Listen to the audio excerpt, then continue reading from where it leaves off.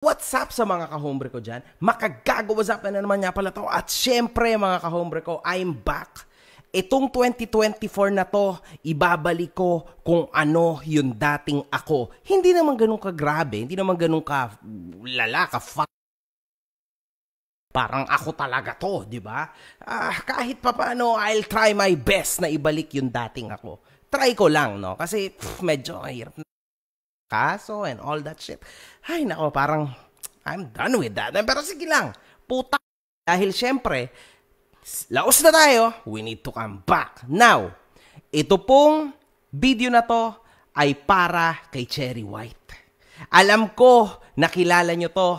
Everybody knows this one. Kasi ilang milyon ang kanyang followers sa Facebook, etc. etc. Gusto ko lang i-review yung kanyang movement. Kasi ang dami sa akin nag-request. Boss MG, check mo nga ito. Actually, hindi naman talaga ako nag-check sa dyan sa chair. Hindi ko kilala yan, mga boss. Ngayon ko lang po yan nakilala kaninang umaga.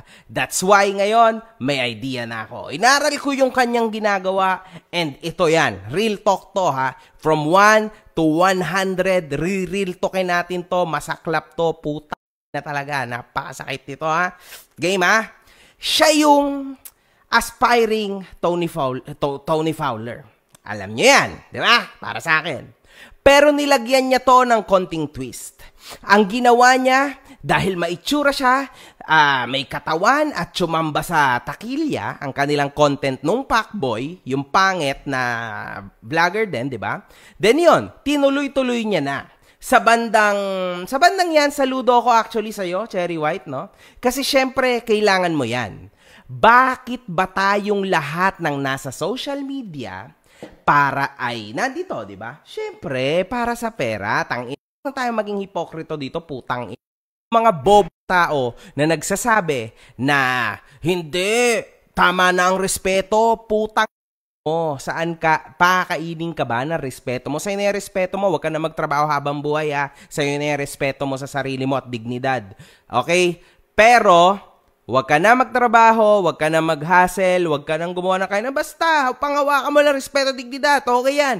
Malay mo, babusog kang putang, diba? Now, nagtaka tayo. Kasi, syempre, medyo nakita natin na ang mundo nila ay nagka-crumble. Nakita natin lahat, di ba?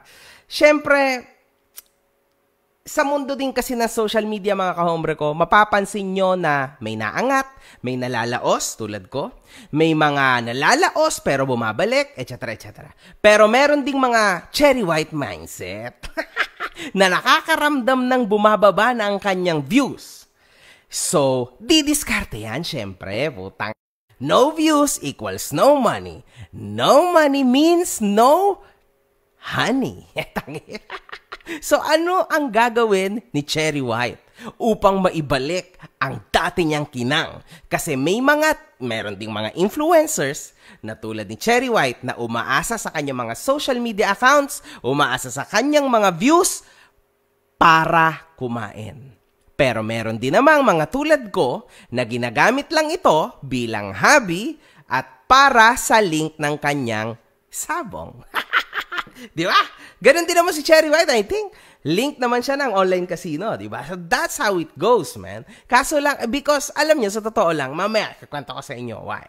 Now, ang kalaban ng mga influencers ay ang mga viewers. Pag paulit-ulit ang content na ibibigay or i-feed mo sa kanila, tapos ka na, kaibigan. Diba? Sa panahon ngayon, napakadali mo na lang palitan. Kasi yung mga kaya mong gawin, kaya din niyang gawin ng iba. Minsan nga, sa totoo lang, nagugulat ako kasi mas mahusay pa ang kakalabasan nila kesa sa original na sayo. Diba?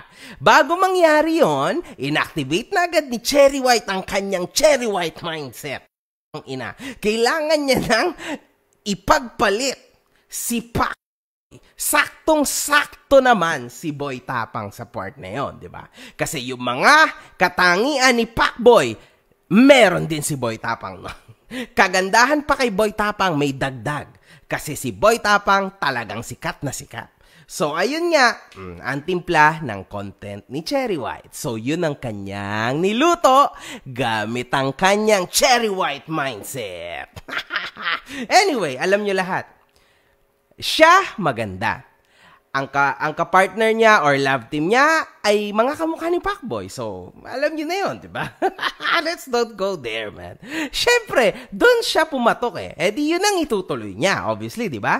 Dream niya yan eh. Isang maganda, well, how can I say this? Dream kasi yan, mga ka-hombre ko. Para siyang panaginip ng lahat, di ba?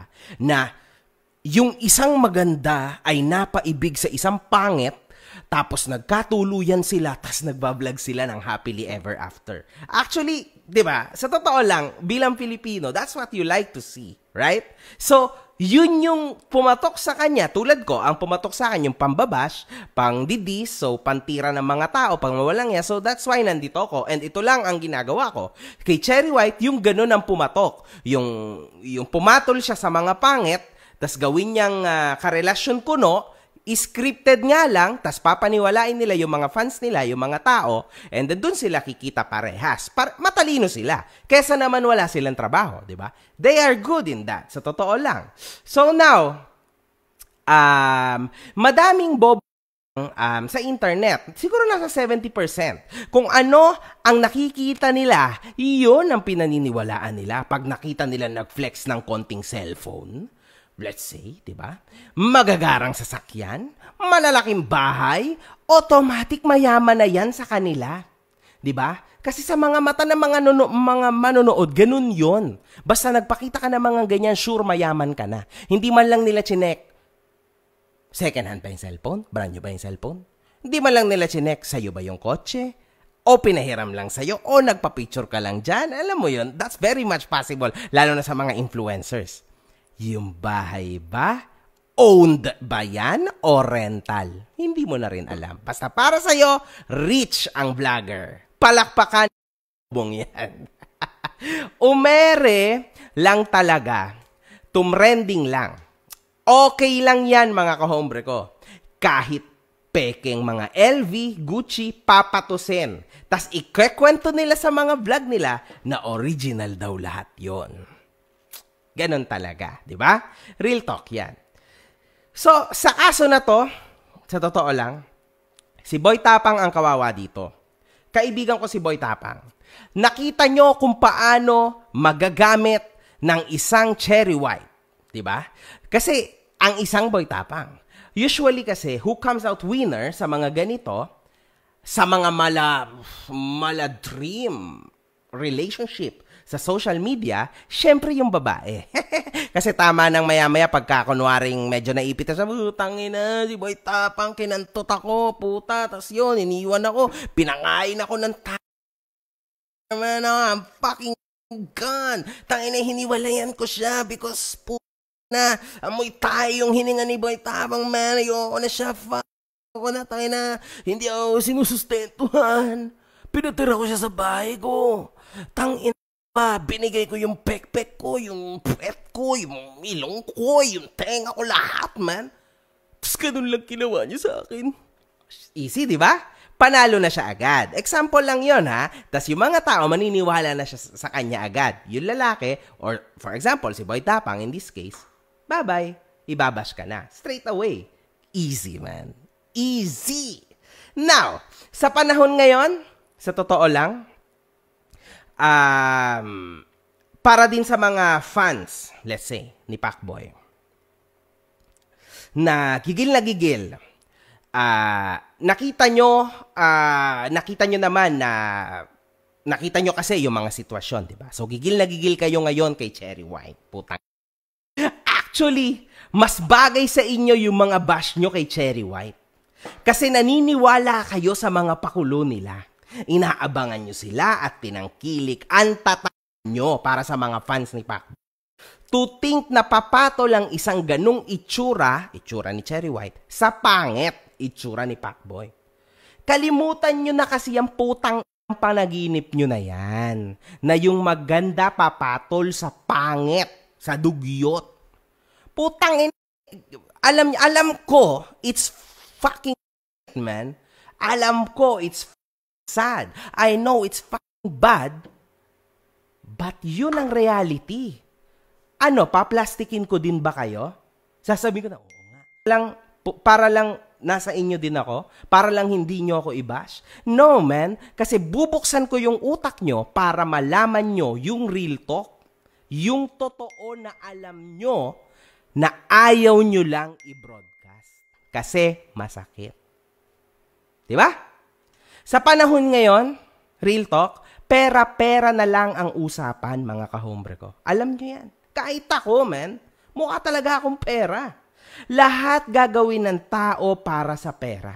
Kahit pa isa lang na nilang pangalan nila sa social media like me, di ba? Pumera lang. Ganyan ang buhay. Sino ba naman ang may ayaw mabuhay ng masagana? Di ba? Ginamit lang talaga nilang dalawa yung mga utak nila. Okay? So don't be mad at them. Be mad at you, fuck. Kasi ang bilis nyong maniwala, man. Sa chismis ko, eto chismis ko lang nasa 70% po ang chance na si Pacboy yung nahuli dahil nagbebenta siya ng ipinagbabawal na gamot na nagtrending sa social media at na nilabas ng ABS-CBN News. Sobrang coincidence kasi. Kahit naka-blur siya, halatang siya yon sa tindig at pananamit pa lang niya. Plus nasabi pa ang first name niya which is Jason.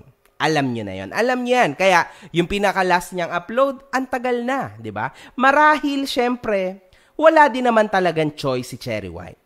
Kung hindi ituloy ang buhay influencer. Kasi yun ang trabaho niya, di ba? May mga binubuhay din siyang tao, hindi natin alam, di ba? May anak din siya. May mga bills din siya, so wala siyang pakialam. Wala siyang time para isipin ang mararamdaman nyo. Kayo ba magbabayad ng mga bills niya? Okay, wala siyang choice but to move on, man. Gets nyo ba? Change page agad, tak. That's it, man. Kasi kailangan niyang kumita ng pera for the next month.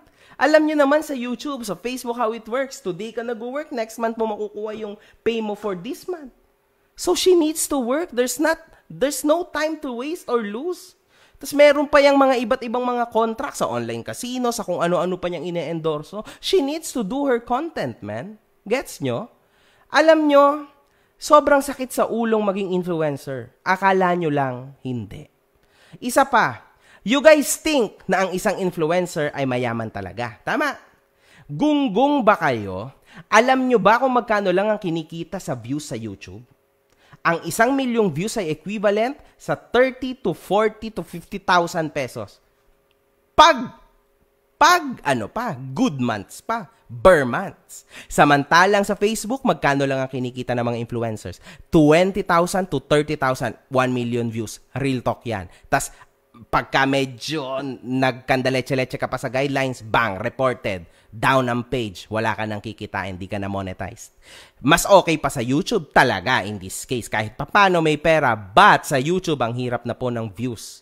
Kasi nilamon na ng TikTok at ng Facebook ang mga manonood kasi mas easy access. Isa pa, sa TikTok, iniisip nyo kumikita yung mga TikTokers. It's a hell nah. Hindi po kumikita ang mga nasa TikTok. Zero, man. Kundi yun lang ibinebenta nila sa TikTok shop. Pero yung views, wala. God damn. So isipin nyo yun, gaano rin kahirap maging influencer. Right? Ngayon, tumitindi lang talaga ang mga imahinasyon ng mga influencer. Sa kadahilan ng kailangan talaga nilang kumita. Walang choice kundi gumawa ng issue, magpanggap, umarte, magrelasyon ang hindi naman tunay para lang makuha ang attention nyo. Yes, pare-parehas lang kami. Ganyan din ang Battle of the YouTubers. Wala eh. We need to catch your fucking attention. Without your attention, papaano kami kikita? Diba? Akala nyo ba madali itong ganito? Akala nyo ba madali yung ginagawa ni Cherry White, ni Pacboy, ni Boy Tapang? It's fucking tough, man. Kasi hindi mo alam kung papatok siya or hindi. Diba? At plus, hindi mo rin alam kung hanggang kailan ka sa Facebook. As sa isang iglap, mamas report ka, game over, man. So wala kang choice, lilipat ka sa YouTube. YouTube is equivalent to death. Kasi wala na sa YouTube, man. It's over. Right? That's life, man. Ganun talaga. Ang diferensya ko sa mga taong mga nasabi ko, ako ay totoo. ang dami kong kinuwento sa inyo na mga katotohanan. Unfortunately, hinayupak lang talaga ako magsalita. Masakit, pero totoo. One love, good fucking vibes. I'm back!